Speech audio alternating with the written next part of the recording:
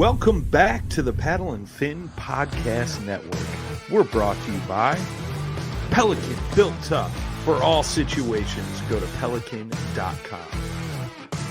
Yak Gadget, for all your fine kayak fishing accessory needs. Go to yakgadget.com. Eastport Marina, on the beautiful shores of Dale Hollow Lake. For all your lodging, kayaking, and fishing needs, go to eastport.info. Now let's get this show started. Welcome back to another episode of Bass Fishing for Noobs here on the Paddle and Fin Podcast. I'm your host, Sean Lavery, and I want to thank you all for joining me again this evening. I'm super excited about the guests we have tonight. I've heard him on quite a few other shows, and I'm super pumped about the knowledge that he brings. Definitely appeals to my inner geek, and I can't wait for you guys to meet him. But first, real quick, before we jump into that, I just wanted to highlight the Bass Fishing for Noobs tournament that's going for June. There's been a ton of good fish caught. We definitely got a lot of anglers. We have 23 anglers for this month. So we almost doubled our anglers from last month. And currently I am sitting in the lead, but don't worry about that. If I happen to win, I'm definitely going to, pass my position on to whoever is in second. They will win first place and on down the line. So don't worry about trying to beat me. I just happen to be having a really, really good month this month. I had a great tournament on Sunday, one of my local tournaments, and so I was able to use some of those fish in the Noobs tournament as well. So for anybody that's out there still trying to catch me, keep at it. We still got half the month left. Get out there and put some fish on the board. I can't wait to see what else you guys come up with. I know John Fella's doing really good in second. He's got a bunch of 18s. I saw Cheryl Bentley has a huge beast of almost a 22-inch bass. So definitely some nice fish on the board already. So if you haven't got a fish on the board, that's fine. We still have plenty of time left. Get out there on the water. There's plenty of fish to be had. They're going to be, really starting to get, should be getting easier and easier to find them and catch them. So just keep at it and, keep trying, guys. So that's it for that highlight. So without further ado, I want to introduce tonight's guest, Mr. Shan O'Gorman. Welcome to the Bass Fishing for Noobs show, sir. Thanks for having me on. No problem. I appreciate you accepting my invitation and coming on. And for those folks who don't know who you are, can you give them a little idea who you are, where you're from, and a little bit about your background, how you got into fishing, and then you also have quite a bit of other experience as well regarding fish, but in a different way.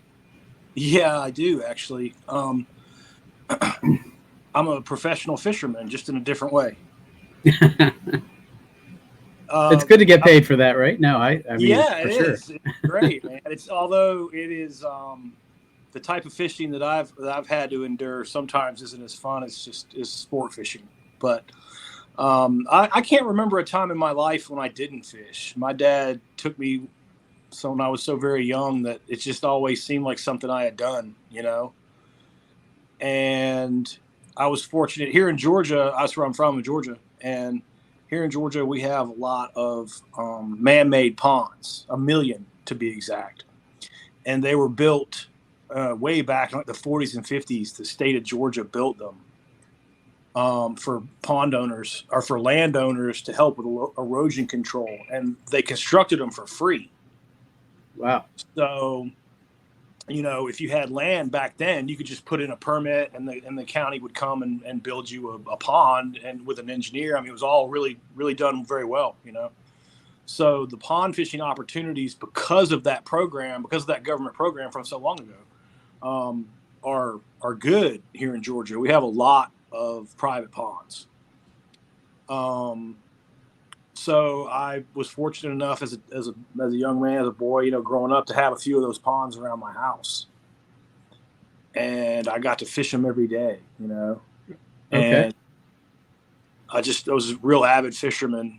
And you go to school and you go to college, and they make you major in something eventually, And I was actually dating a girl, and she, in a passing comment she made, she said her dad was coming to do a speech at our college, and the college I was going to then it's called Valdosta State University down in South Georgia. And I was like, well, that's interesting. What is he doing a speech on? And she said, well, he's a fisheries biologist over on the coast, and he's coming over to talk about management of coastal fisheries. And I was like, I had never even heard of that, you know? Right. And I said, you can major in fish in college. And she's like, yeah. And I'm like, so I went and listened to his speech. And after it was over with, I probably talked to him longer than he cared to talk to me.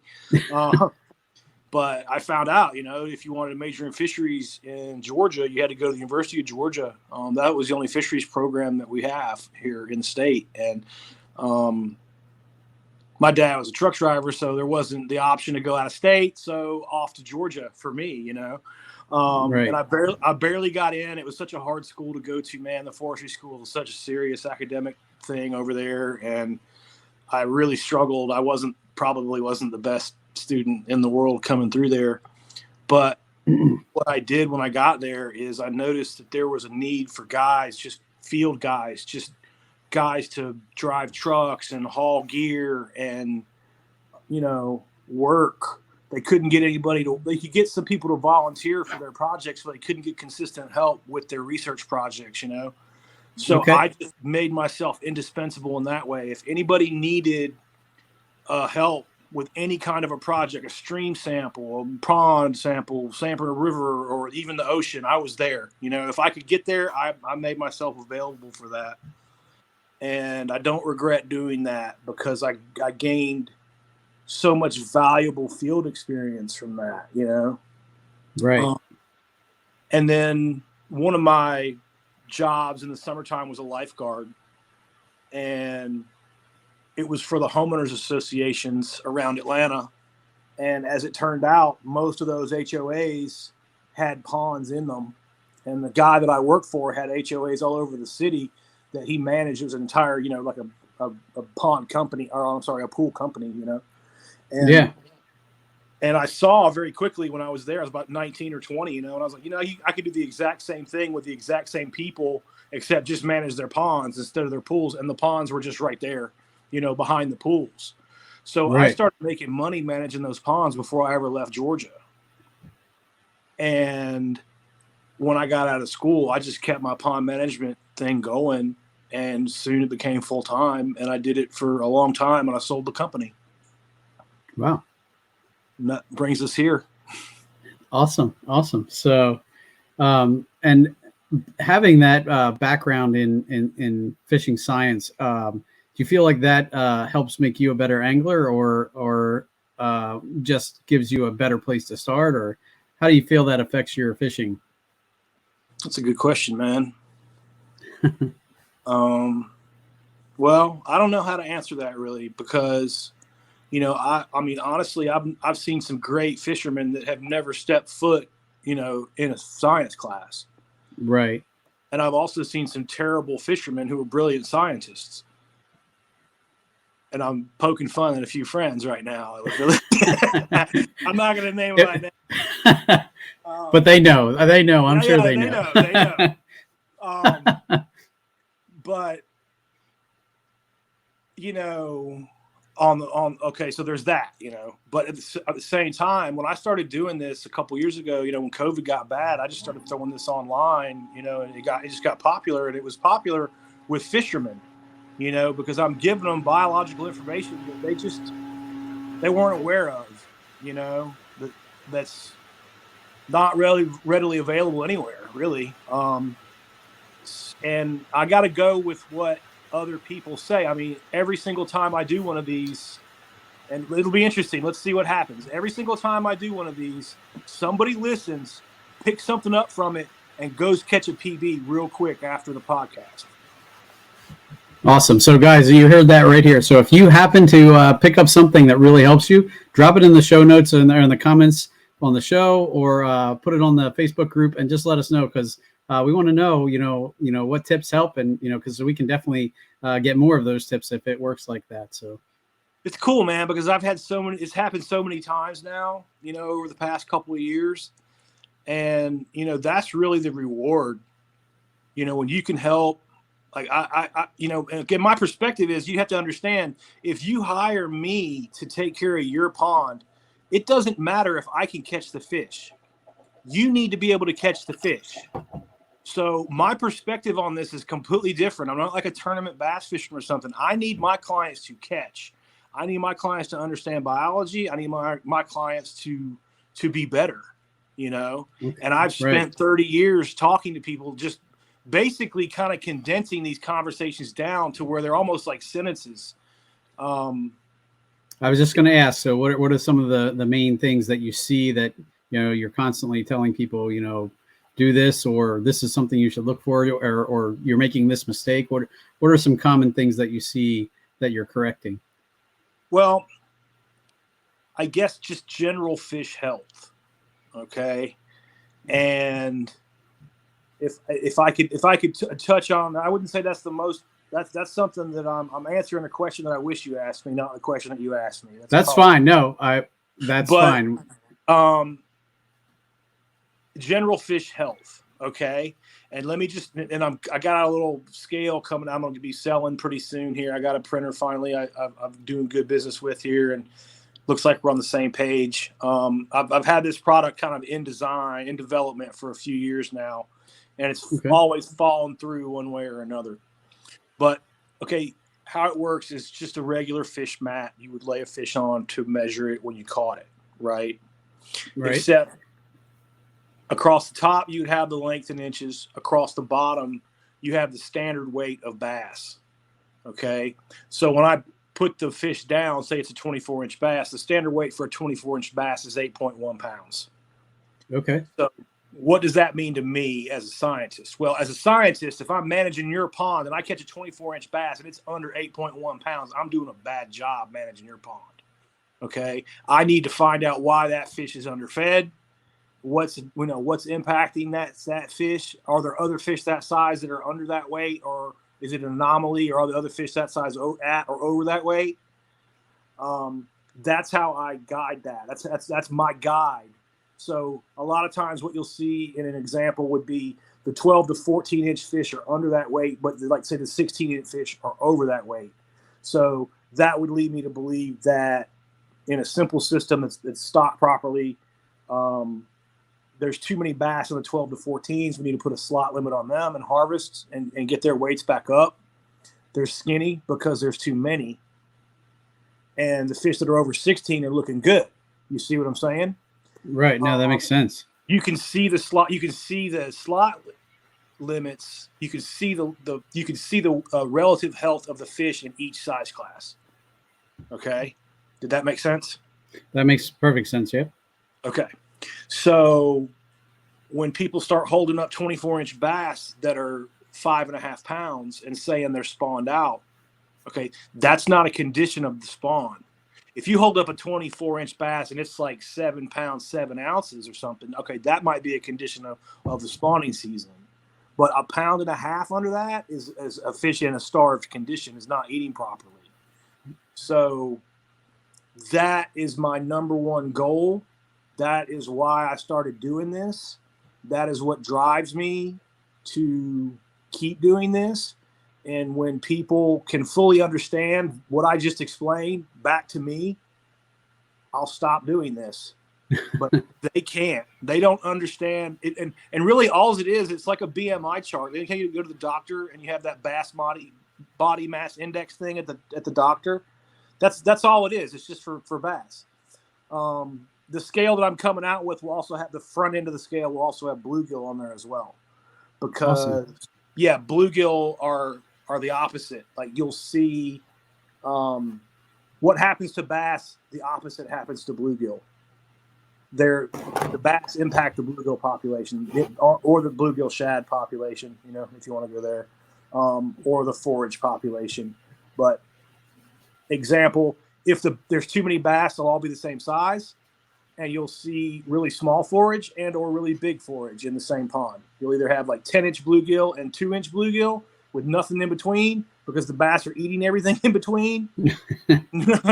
Okay, and all 1 pound bass, that's a real common problem most people have. Most people's light is going to go right on. And how you fix that? You harvest bass. You do not go get a stocking truck and put forage in there.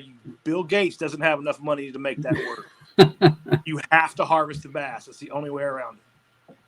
No, that makes sense. And So we as anglers, what part do we play? Like, so that's more those kind of decisions are on the pond owner or whoever's kind of, hiring you to take that out. But so we as anglers, like we obviously listen to what if you go back to the pond owner and say, hey, you need to harvest this particular slot limit, and kind of thin the herd a little bit.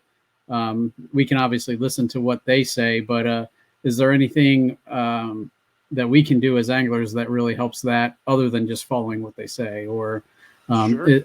Yeah, and I think, okay, so that's the second part of my chart is this part. Okay, as anglers, as an angler, okay, how does this help me? I say I'm not a pond manager at all, but I need to know this information because it's very important information. Okay, or you need to know. I already know. You need to know this information. All right. So I know if I take like a 2.5 acre pond, I've got one right now. We're tracking it real time. It's a year old and the fish are growing, and I'm going to show people all this stuff, but I know how fast they can grow. Right. Mm-hmm. I've seen them grow at these rates. So when I just made a post on my page about it, and it explains it pretty well. I caught a 20.5-inch bass the other day.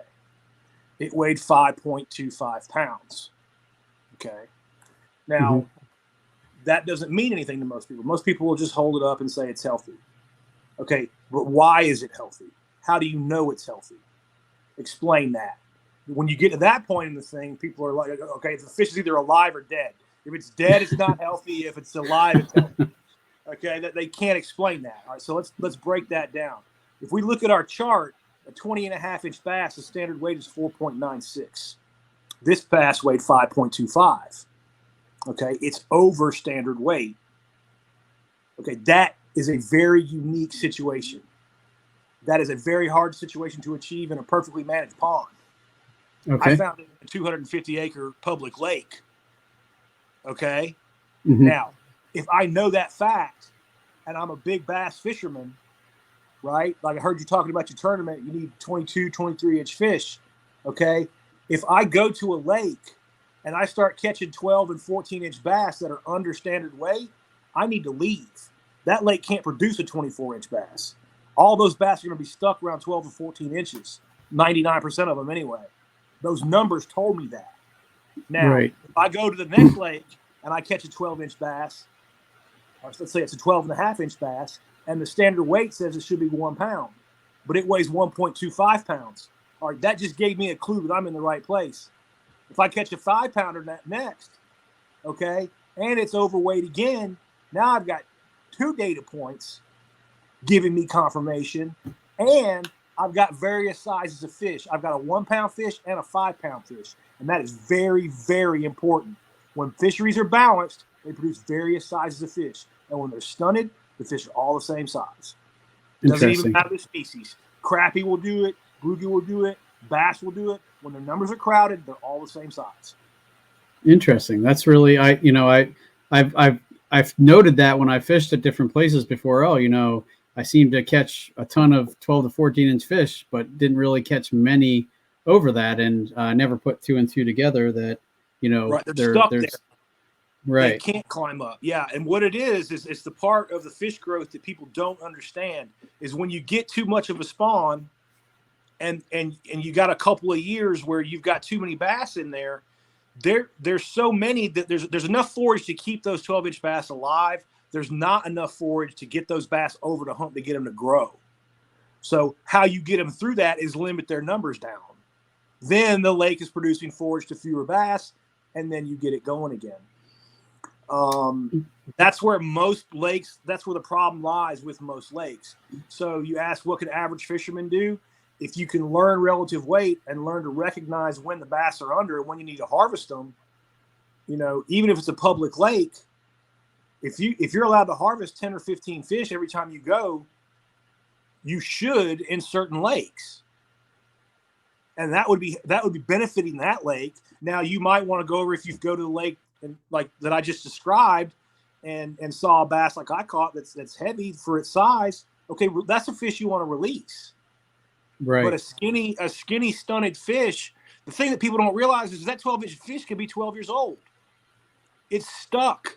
It's not growing. It's living its whole life that size. That's crazy. It's not getting bigger. Yeah. Do you think that's a hard concept for people to like?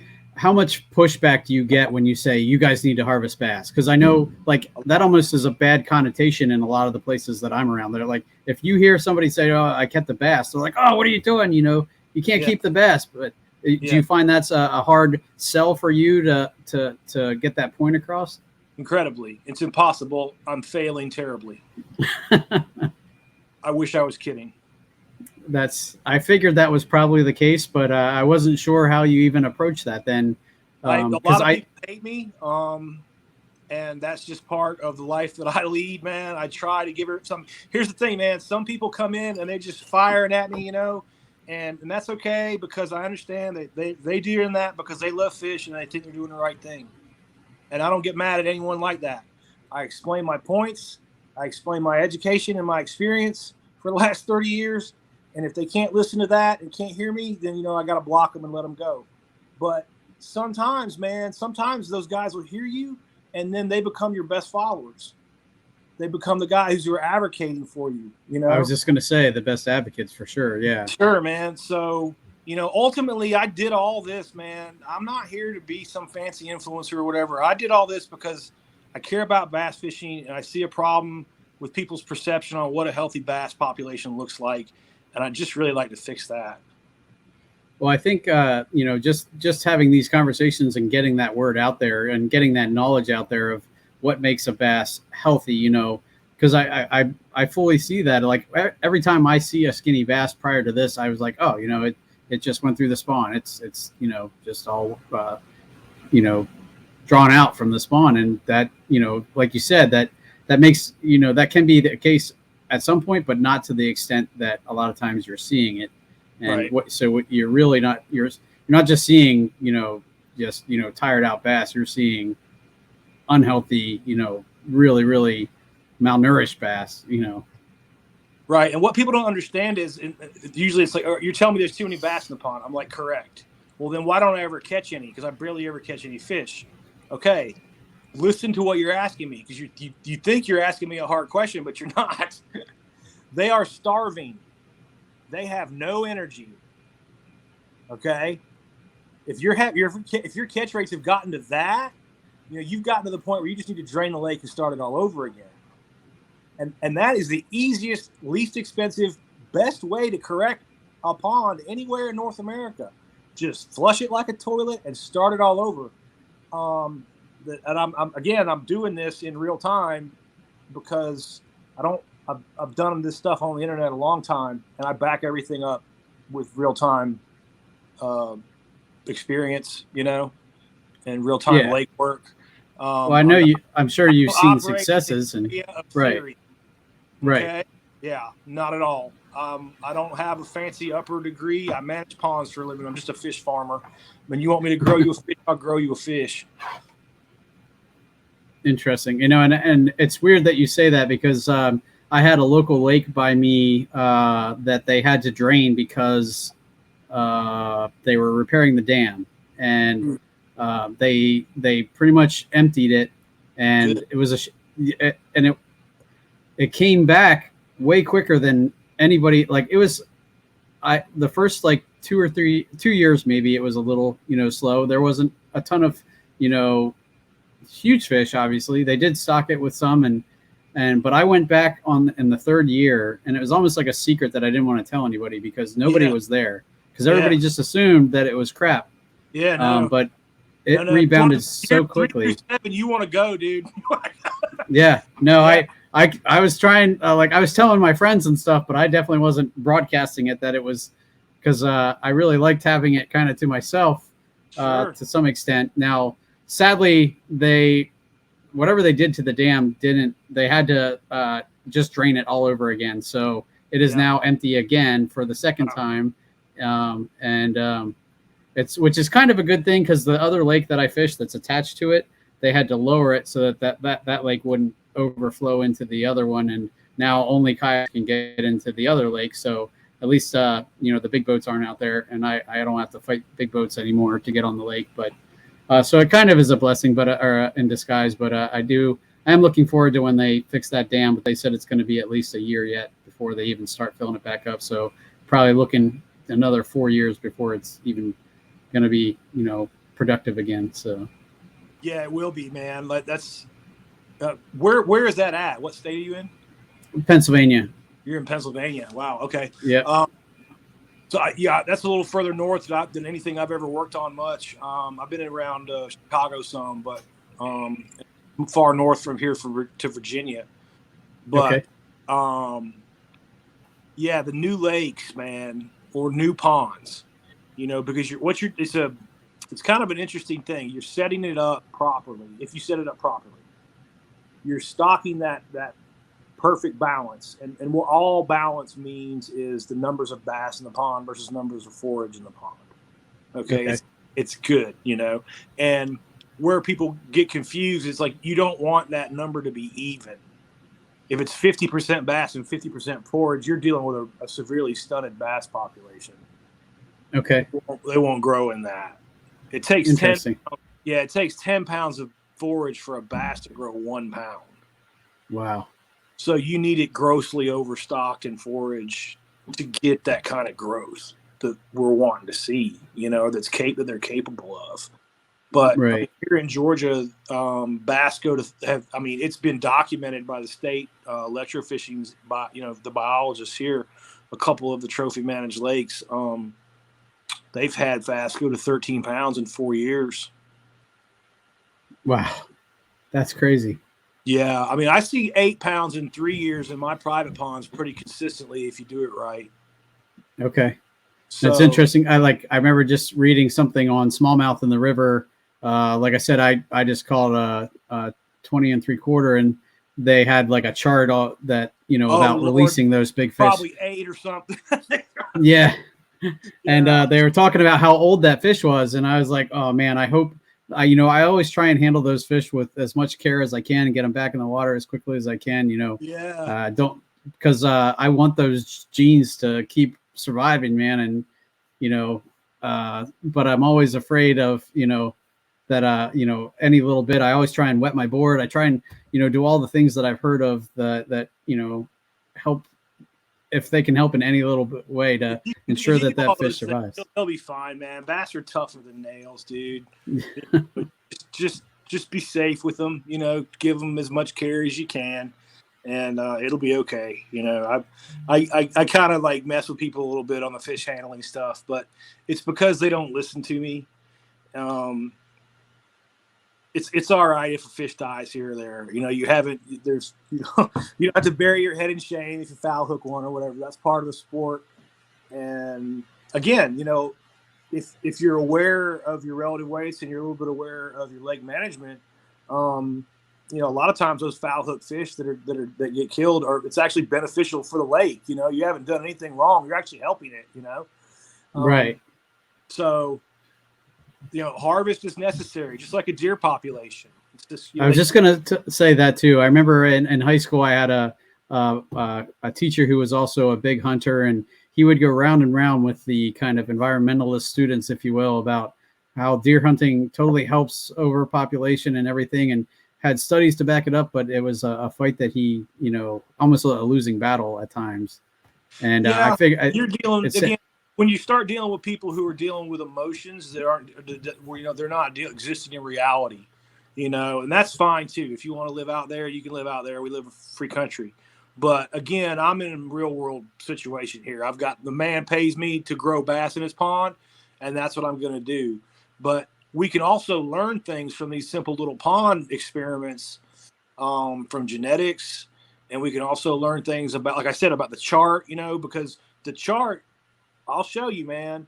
When we weigh these bass, they're going to be above relative weight. They're going to be growing, and they're going to be expressing their genetic potential. They're going to be thick and heavy and aggressive and just awesome fish, And when you go into a public lake that's in the sweet spot or is producing good fish at for those years, those numbers are there too. Now that that public lake is a much more diverse thing. It's a much more complicated thing. There's hundreds of different species in there. You know, it's completely different.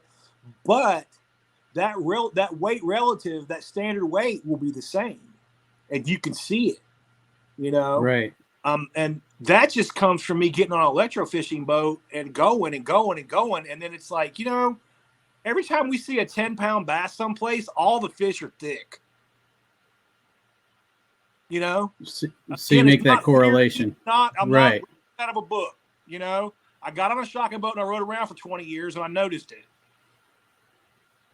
No, that makes sense. It's not theory, like you said. It's real world experience, and if you see it enough times, you start to figure out and make that correlation that, okay, you know, these bass.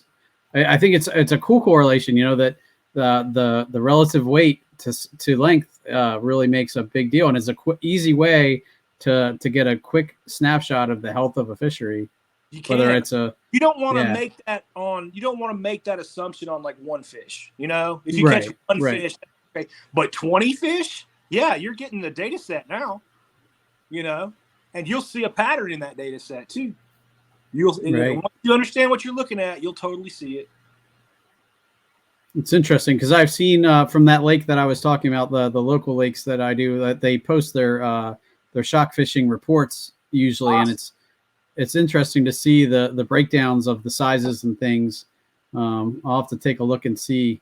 You know, I think it does by length. I don't know that it shows weight, because that would be interesting to see how that correlates. But cool, yeah. Though that's definitely and guys who are listening, I hope you guys can take that lesson home and, you know, really learn to be an advocate for that kind of information for the places you fish. And if you have anybody you can talk to about it, if you have concerns, you know, reach out to the owners of it and mention that, and you know introduce them to people like Shan here, and you know, maybe they can, you know, turn your fishery around if it's having problems or that kind of thing. I know Pennsylvania spends a lot of money trying to manage that kind of thing. Whether they do it effectively or not, that I guess that's kind of up for debate. But I know you mostly work for private companies, or do you work for fish and boat commissions and state agencies like that as well?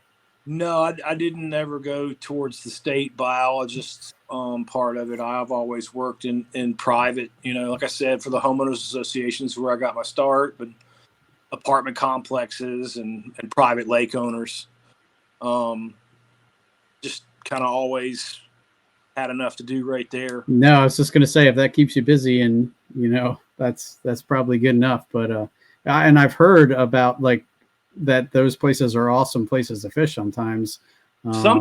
Sometimes not. And that's the thing, man. Like, okay, so let's break that down. All right. So one time I can remember I had 2,200 acres of water under management around the Southeast.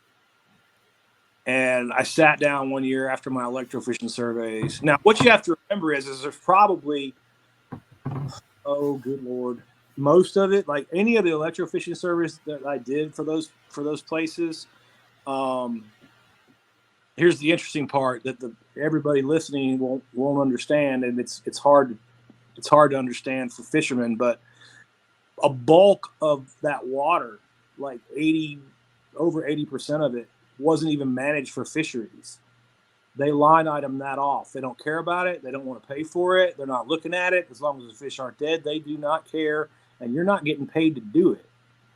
So if you want to manage those fisheries, go ahead, but you're not getting paid to do it. Now that leaves 20% of the other people, you know, right, who will give you a few dollars to do a survey and write a report and maybe do a little harvest or whatever you need to do to try to manage the fishery.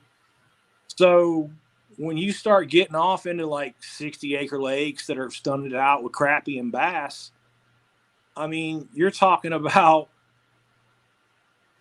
thousands and thousands of crappie, tens of thousands, like more crappie than anybody could catch. And because I mean, there's only like 12 or 15 boats in the whole neighborhood, you know. And even with an electrofishing boat, I couldn't go out on some of those bigger bodies of water and even make a dent in the numbers of fish that needed to be harvested in them. They're going to ride the way they ride because of the size that they are. Right. Now you bring them on down into like the 30 and 40 acre range, just got a little bit something more you can manage, and you get them all down into like the 10 to 20 acre range. Now you got something that is easier to manage and affordable to manage. So a lot of your high rollers will be around 20 acres, 30 acres of water, because it's a big enough lake to be a big lake, or I should say lake, it's a pond at that size, but it's a big enough pond to produce big fish, but it also is not producing lake management bills that look like something you need taxpayers' dollars to pay for. Because when you get off into 100 acres of water, you're getting off into stacks, you know, and most people don't have that kind of money laying around to mess with them at that level, you know? Right. Yep. So I mean, I guess that would be a challenge for, like, you know, state agencies, because they are managing those bigger bodies of water at times, and they're managing bigger bodies of water on skeleton crews, so they can't do the harvest. They can't do anything. They can go out there and give you a little report and tell you what you need to do. But like Lake Oconee down the street from my house is 10,000 acres, and it's stunted with bass. That's 20 pounds of bass per acre for 2 years in 10,000 acres of water. Who's going to go keep that many fish over there? Right, exactly. And it doesn't matter what you stock; it's never going to get better. Really, it's not a stocking problem. It's a harvest problem. It's the other side. It's the, you know, it's like I try to explain to people, like, balancing a fishery is like balancing on a wire. Okay, you can go wrong in either direction quickly. You can harvest too many, and you can throw back too many. And I'm sure that balance often leans actually towards the throwing back too many, because, you know, of the connotation of keeping fish. Yeah, absolutely, man. Because, I mean, you wouldn't go back to the 70s, you know. You can go pull the electrofishing data from all the lakes and stuff around 50s, 60s, and 70s, you know. Dude, all the fish were tanks. Guys were catching multiple 10-pound fish per year. You know what I mean? Go back and look at the 60s and 70s and anywhere in the Southeast. Look at the stringers those guys were holding up. People were keeping every single bass they caught. Most of the ponds around here didn't have any bass in them. They're all stunted out with bluegill because all the bass have been caught out a long time ago. If there's one bass in there, it's just crushing the souls out of everything in there. It looks like, you know, stupid. But fast forward to catch and release into the 80s until now, and it's the opposite. So explain to me, how did that happen? Other than you went from keeping everything to throwing everything back, and guess what? Neither strategy is the right strategy. Right. There's a happy medium, as with most things, you know, and I guess you got to kind of find that gray area. There's so much black and white out there, and so often the happy medium lives in that gray area and that goes for so many things. But yeah, it makes sense that would include bass health as well, you know? Yeah, man. Awesome. Well, thanks for bringing that up. I hadn't even thought about, I totally should have asked you before I got started what you wanted to talk about, because that was very interesting and definitely made for, some good information, I'm sure, for the folks listening. We just kind of, and my mind just kind of went there, you know, and I never really kind of talked about it that way before either. So I'm glad we did talk about it, because again, like I said, when you talk to people over and over again, you get better at it. You know, you get more concise, or I don't know if that's the right word, but you sharpen. No, that definitely makes sense. Well, about 10-pounders, there's been a few times in my career that I've caught multiple 10-pound fish off the same structure. Don't you want to know what that looks like? Yeah, I was just going to ask. That was one of my questions. When you're talking about pond management, how much of that goes into I see, we put so many of these, structures in, bass cribs or whatever. Is that something you plan out, or is that more like oftentimes an afterthought? No, man. Like, let's see. So when if you hire me to do the pond, all right, we're going to accentuate nature. That's the way I like to describe that. All right. We're not going in there to spend a fortune in habitat and structure and all these things like that. Okay. I'm going to look at the bottom of the pond. I'm going to find the sandy areas. I'm going to add some pea gravel to the sandy areas, because I know the bluegill are going to want to be in there. So I'm going to accentuate that area. If I find some areas, clay areas, maybe looks like good crawfish habitat, rip wrap, some old stumps.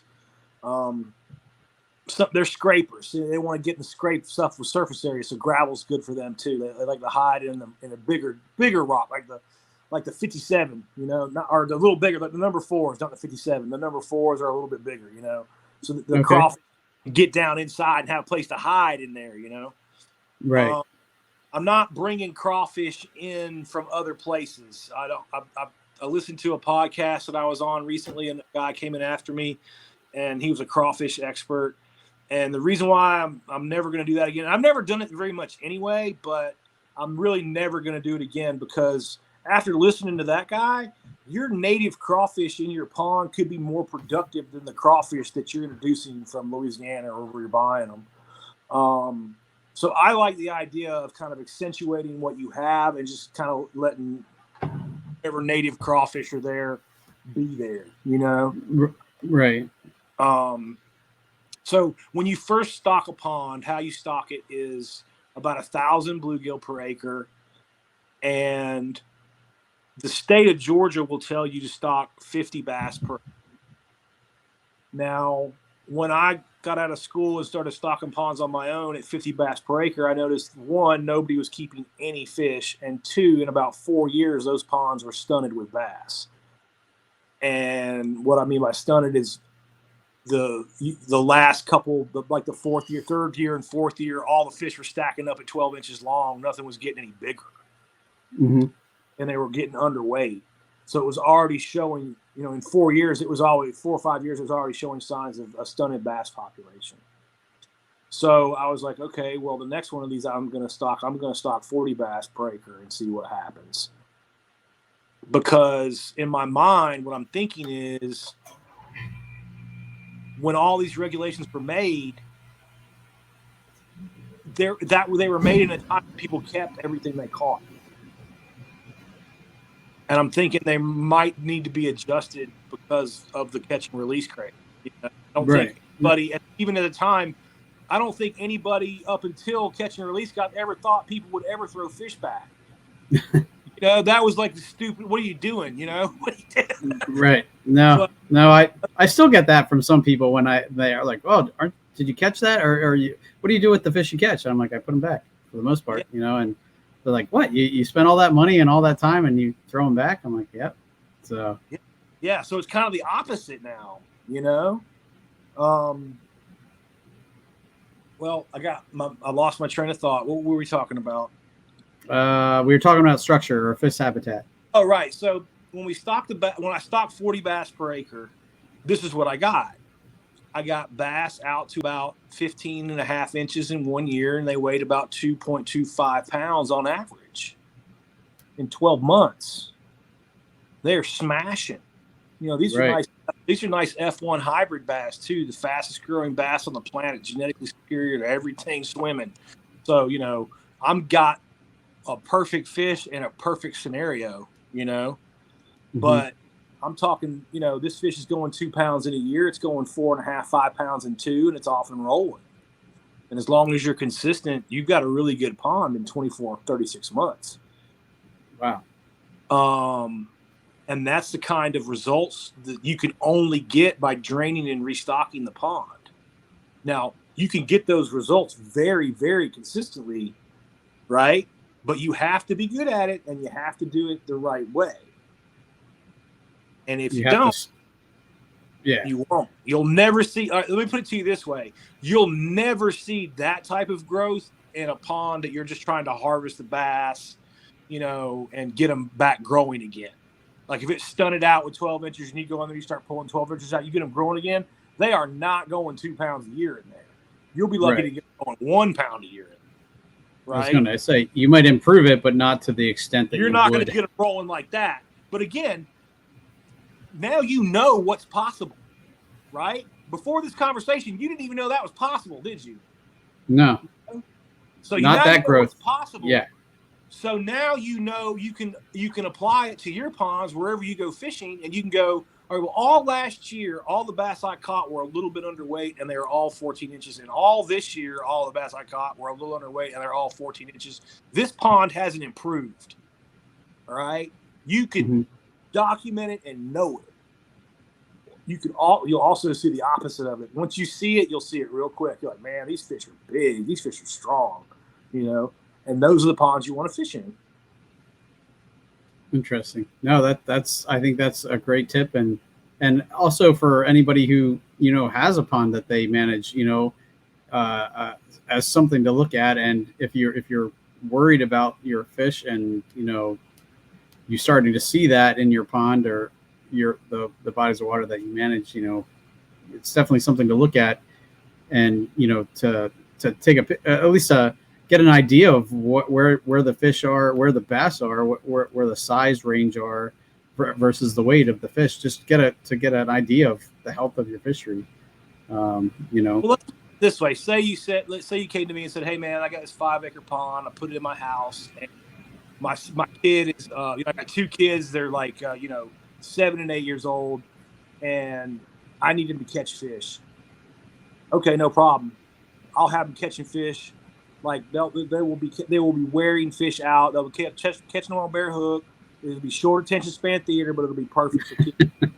But after a couple of years, that kid's going to be 10, 11, 12 years old. And guess what? You want to transition that pond into something that grows bigger fish? No problem. I'm going to do that. And now I got a kid that's catching 9-pound bass at 10, 12 years old. I've done those things a couple of times, man. And that's fun. That's the fun part of the job. You're not spraying weeds and picking up trash. Right. No. Yeah. But I was going to say, when you talked about fishing for a job, I knew there would be days where it was a job, but I knew that there would also be days where you're happy that that's your job. You're doing what you love. Yeah, man. I've always liked to manage ponds like this, man, and I just if people call me, I help them. I always have. Awesome, man.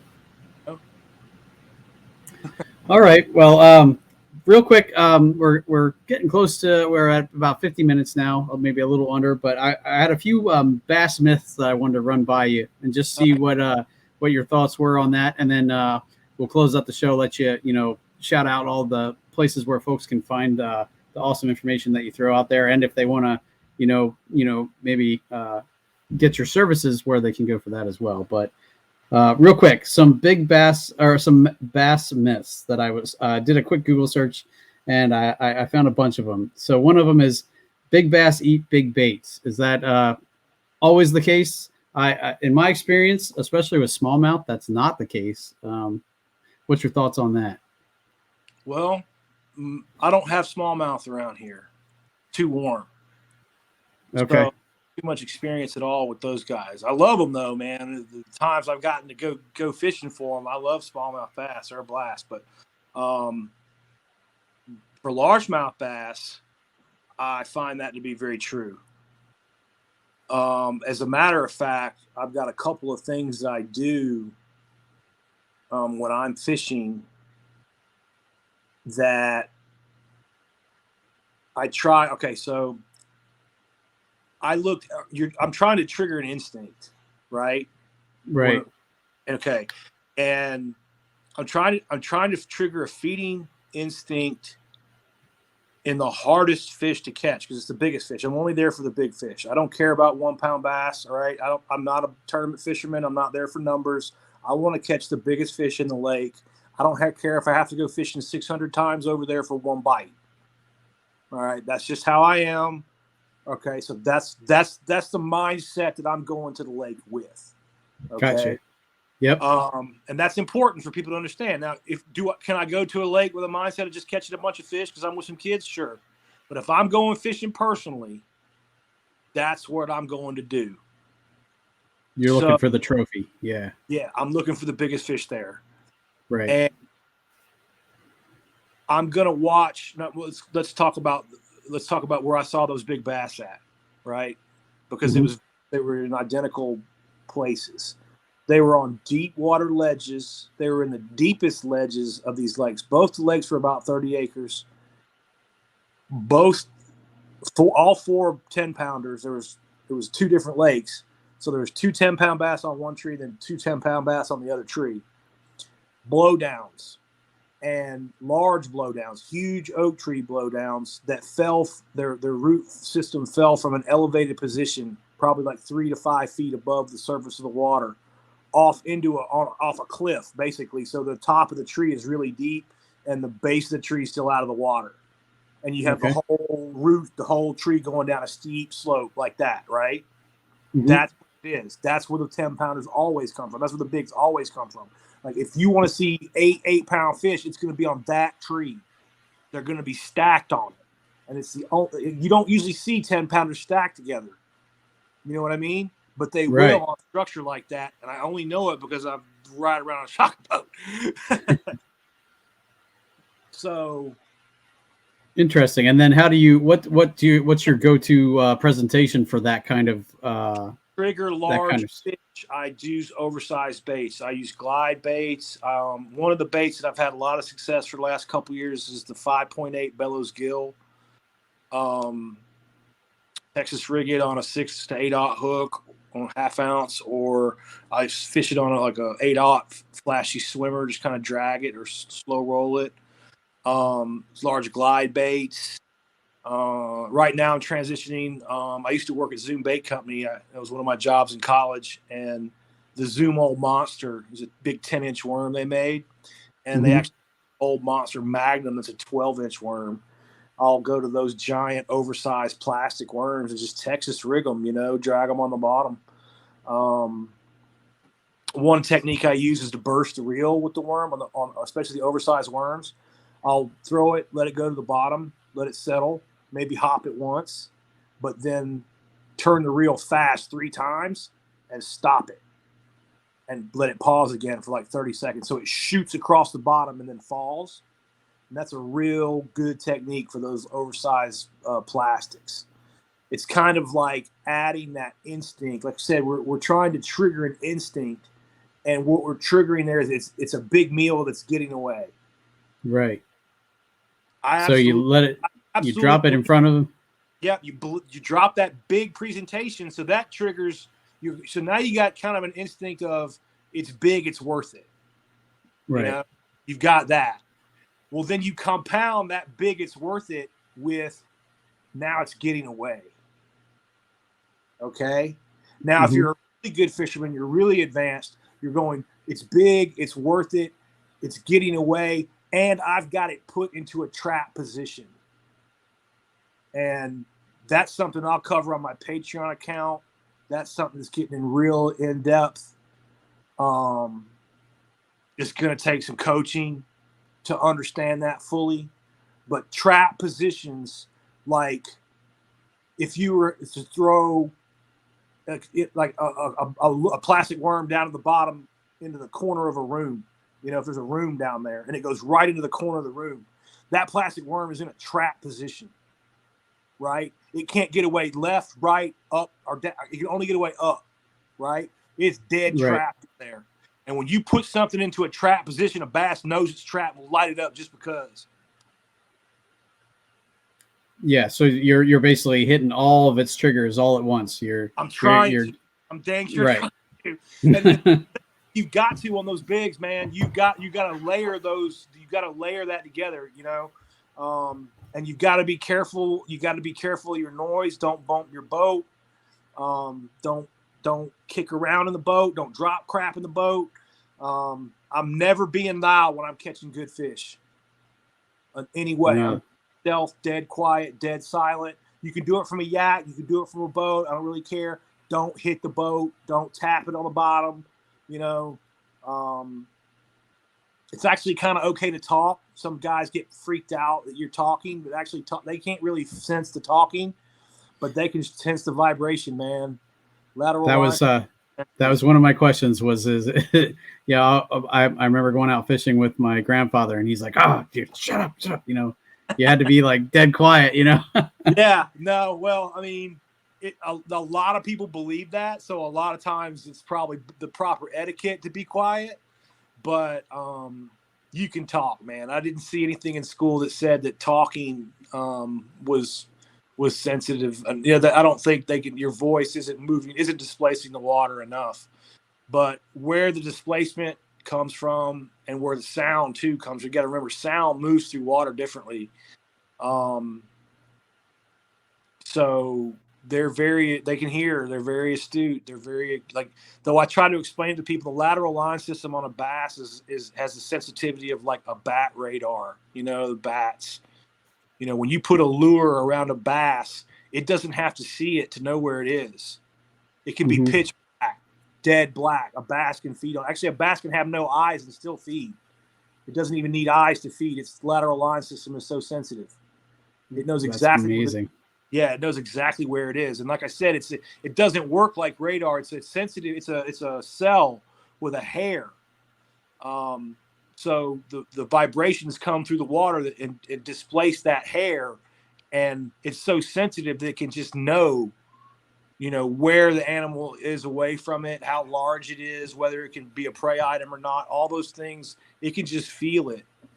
So when you start to understand that biology, right, then you understand why the oversized lure is important. It can feel it there. Okay, it doesn't even need to see it. It can tell it's big. Right. That's crazy. And it makes a lot of sense. I remember I read a book called Knowing Bass. I don't know. Have you ever heard of that book? I forget who the scientist was that wrote it, but they go into.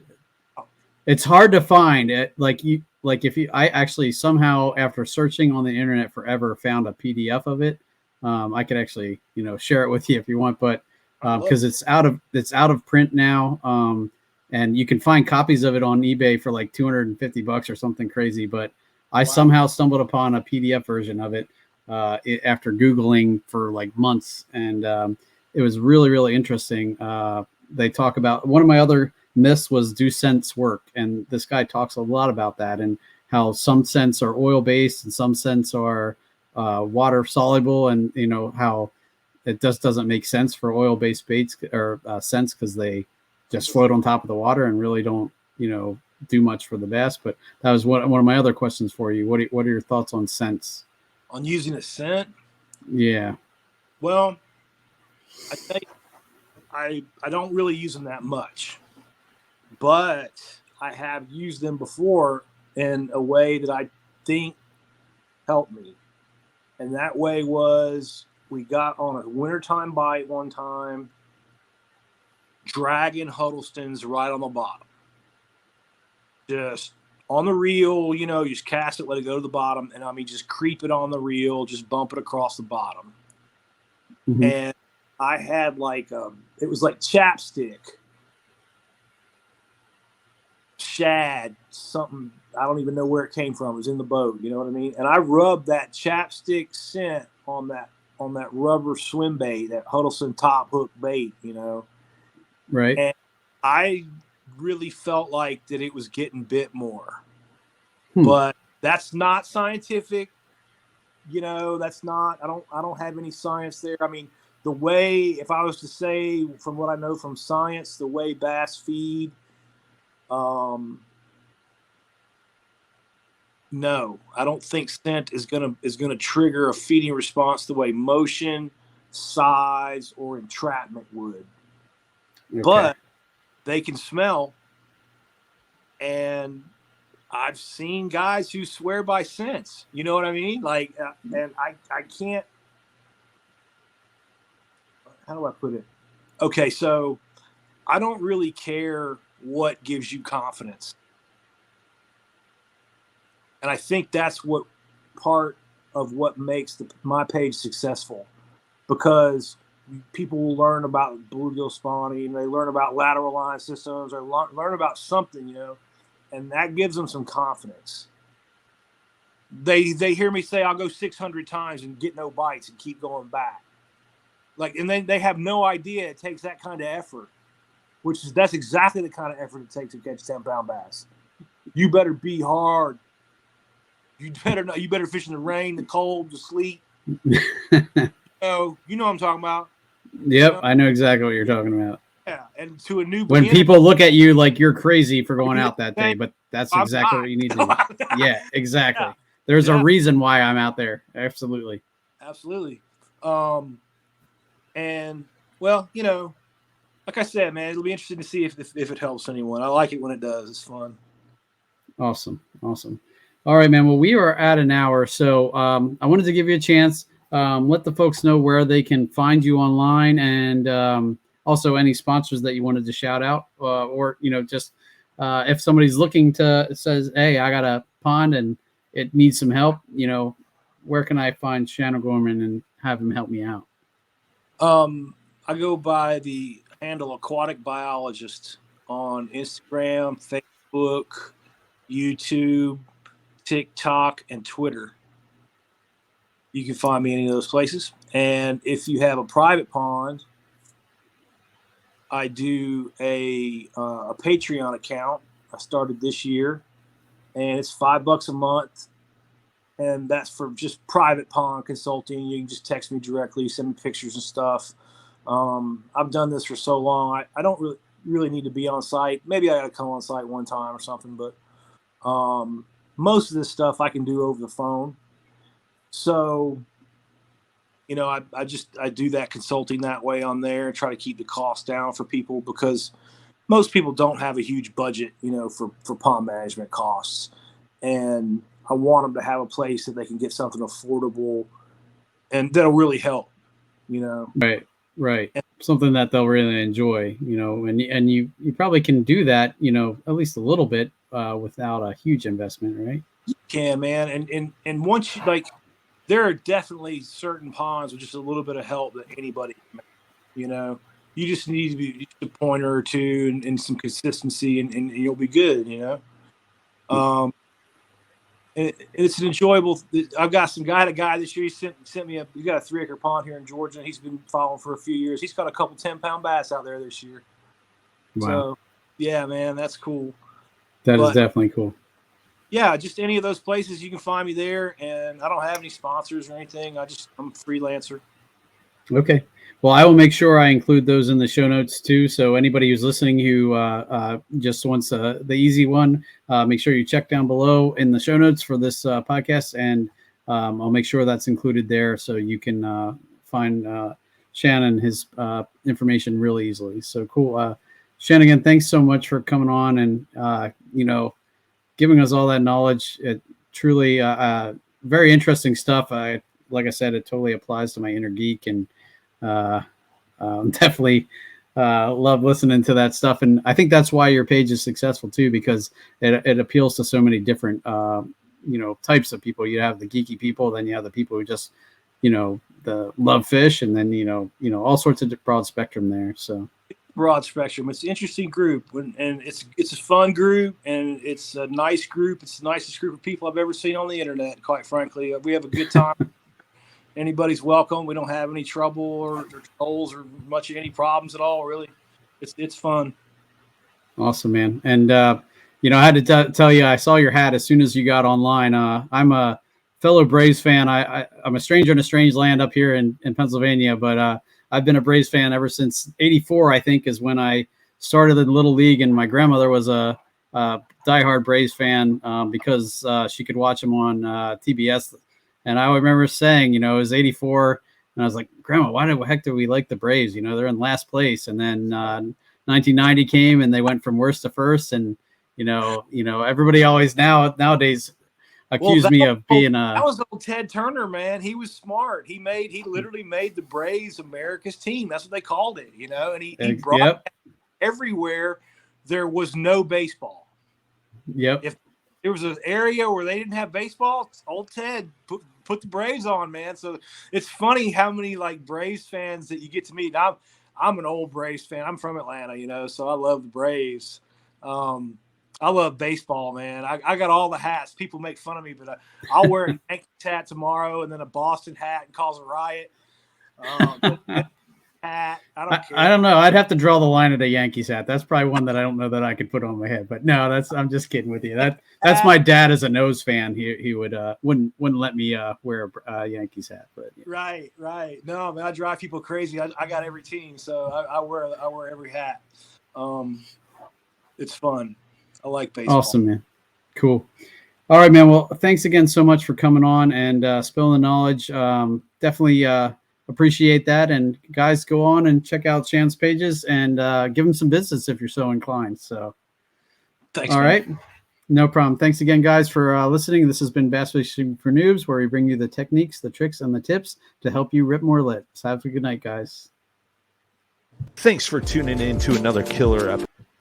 Whoop. Oh, I broke it. My outro didn't Thanks play. for tuning in to another killer episode here on Paddle and Fin. Be sure to drop a 5-star rating, a thumbs up, or smash that subscribe button on any platform you're listening in on. Be sure to check us out on Waypoint TV, waypointtv.com. Make sure you sign up for the Fantasy Kayak Fishing League at paddleandfin.com/fantasy.